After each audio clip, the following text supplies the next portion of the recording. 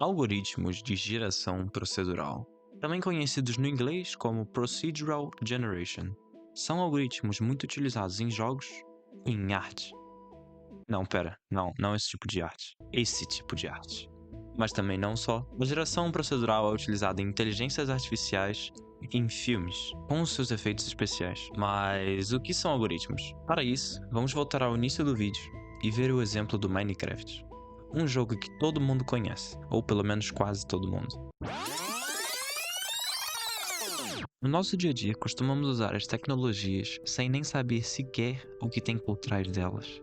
Quantas vezes já jogamos jogos sem saber a complexidade que é criar esses jogos? E meu amigo, eu garanto, são muito complexos. Um algoritmo consiste num conjunto de instruções finitas e ordenadas com um objetivo bem claro: resolver um problema.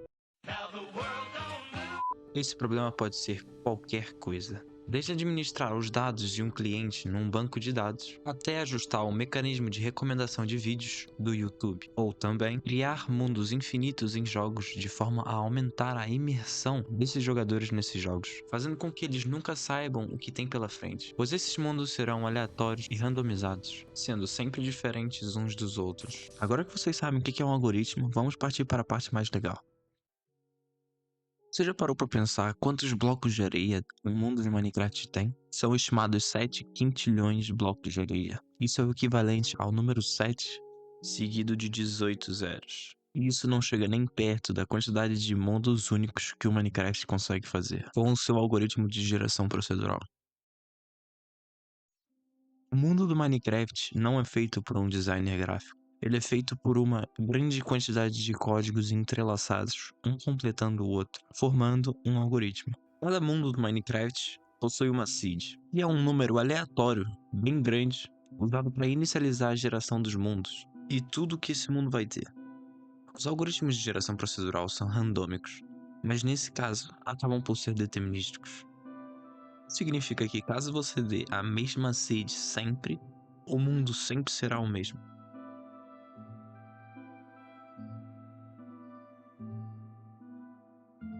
Como o valor da seed é armazenado em 64 bits, isso é o equivalente a 2 elevado a 64 mundos únicos para serem explorados. Isso dá mais do que 18 quintilhões de mundos. Mas os algoritmos de geração procedural não estão presentes só no Minecraft. Eles existem em diversos jogos, como por exemplo No Man's Sky, RimWorld, Terraria e muitos outros.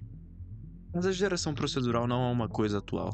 Muito pelo contrário, é uma coisa bem antiga. Para explicar isso, temos de voltar um pouco no tempo, até meados dos anos 80, quando o primeiro jogo utilizando Procedural Generation foi lançado.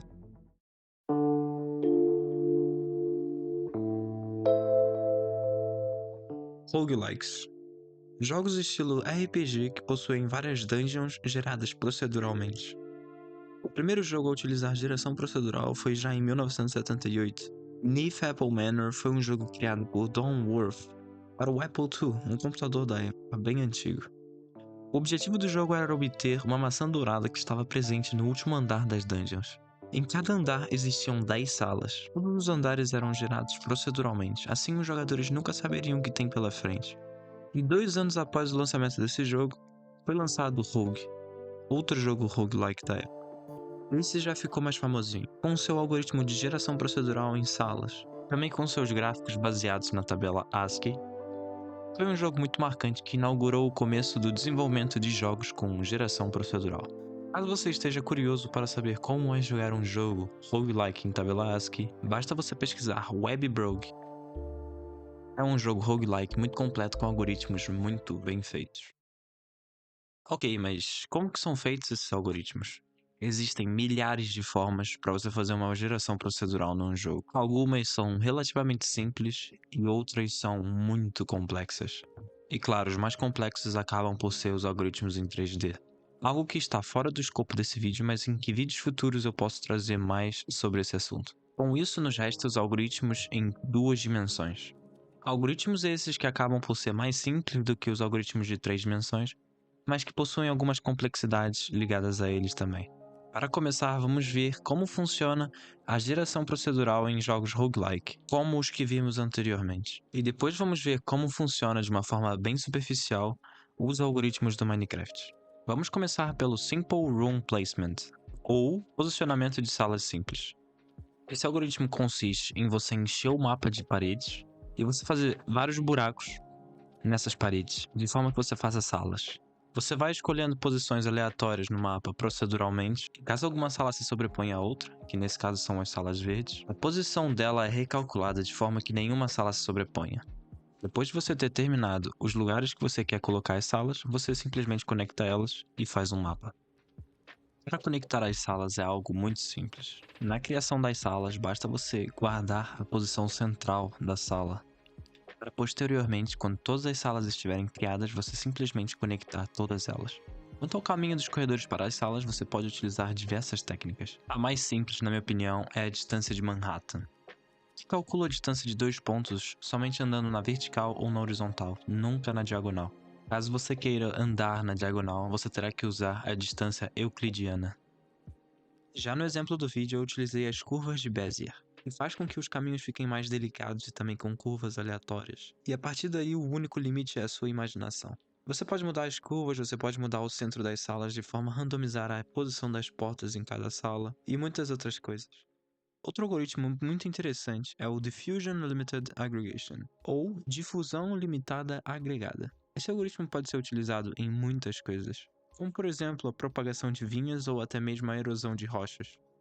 O algoritmo começa por plantar uma semente numa posição aleatória da tela, e partículas são direcionadas aleatoriamente para esta semente. E quando essa partícula toca em outra partícula, o processo reinicia novamente.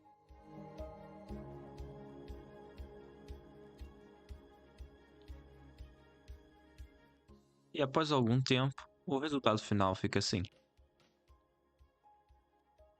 Esse algoritmo pode ser customizado de diversas formas. Por exemplo, caso a gente deixe o movimento randomizado infinito, a partícula vai demorar muito tempo para tocar na primeira partícula e assim sucessivamente. Mas a geração final do algoritmo será 100% aleatória. Para acelerar o desenvolvimento do algoritmo, a gente precisa atrair as partículas para o centro da tela. Mas caso essa atração seja muito forte, o algoritmo vai ficar muito reto. E não vai ficar natural como se fosse uma árvore. Aqui podemos observar lado a lado o mesmo algoritmo, mas com diferentes níveis de atração. Quando o algoritmo possui 50% de atração ao centro, a árvore fica mais aberta, mais ampla, diferente da esquerda que fica com galhos mais retos.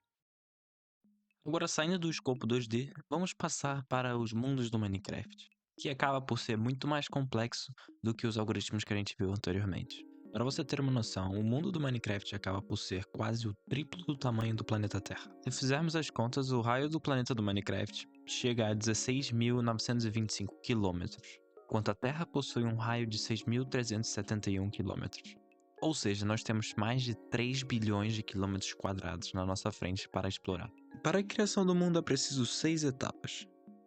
A primeira delas é a geração de um mapa de biomas, em que cada cor de um pixel representa um bioma diferente. Dentro da própria geração de biomas existem várias outras etapas.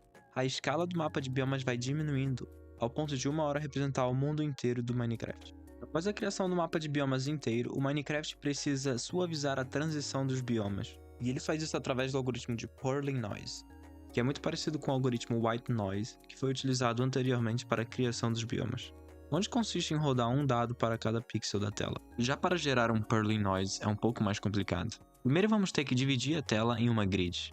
Depois, em cada vértice da grid, vamos calcular um vetor aleatório. Criados os vetores, temos de pegar um ponto aleatório no meio dessas células e calcular a distância de cada vértice dessa célula para esse ponto no meio da célula. Com isso, temos o vetor em cada vértice da célula e também a direção até esse ponto. Depois, o que temos que fazer é calcular o produto escalar entre esses dois vetores. E por fim, temos de fazer a interpolação dos 4 vértices em cada célula.